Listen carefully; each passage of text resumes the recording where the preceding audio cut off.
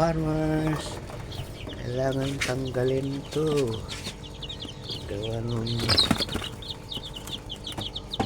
tatanggal muna tayo ng sapin nila, sapin sa lamok ba para ano. Yung umaga tinatanggal ko to para yung lamok sa gabi hindi makapasok. Ayan, sa gabi nilalagay ko din yan. Yun yan kami.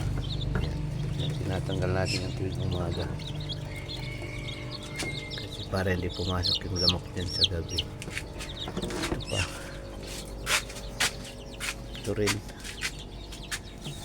tatanggalin ko rin itong sapin nito mga ka-farmer. Sinasapinan ko rin ito sa gabi para yung lamok ba hindi makapasok. Oops, ayan, tatanggalin din natin ito. Walis mga ka dyan. Itong second batch ko mga ka-farmers kasi yung first batch ando na sa grower house.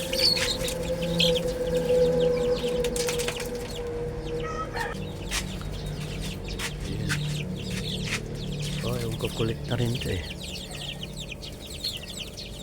21 days na itong mga to. 17 heads. Ayan, sinasapinan kasi yung lamok sa gabi. Linisin ko na naman mamaya yan.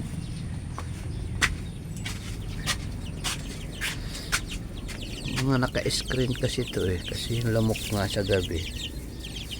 Ayan, malamok kasi dito ka-farmers. So, mamaya na kayo kakain, tanggalin ko muna yung control sa lamok.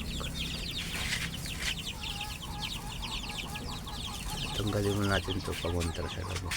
Ayan, yan ang ginagawa ko tuwing umaga, tinatanggal ko. Sa hapon nilalagay ko yun kasi malamok nga. Ayan, 17 piraso sila mula nung mahat, hindi pa nababawasan. Bale 21 days na sila ngayon.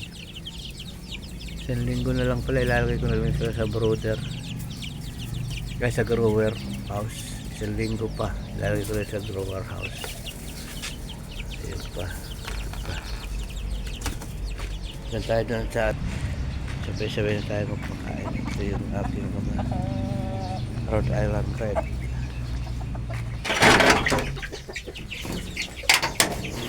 Yung second batch ay yung first batch ko nandito na sila sa grower house. Kinukulambuan ko rin kasi malamok. Palagasin ko na.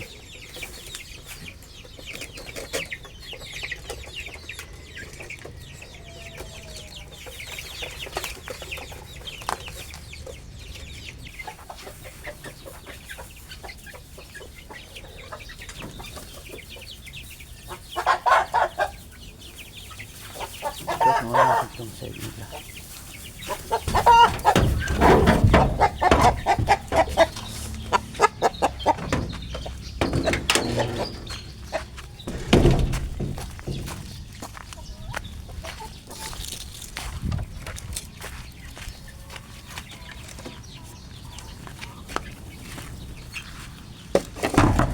Yan muna yung sapin nito sa gabi.